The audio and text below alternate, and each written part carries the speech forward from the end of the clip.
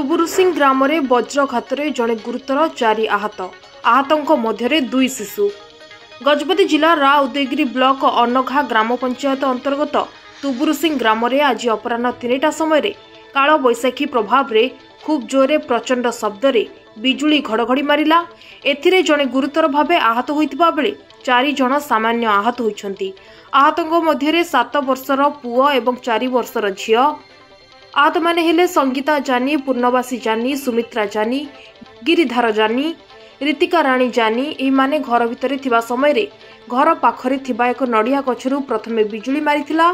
सेही गछ निकटरे थिबा घरे एहार खूब प्रभाव पड़िथिला, जहा फଳରେ घरे लागिथिबा विद्युत बोर्ड एवं मोबाइल भांगी एही 5 जनकू बिजुली घड़घड़ीर शक्त झटका मारिथिला।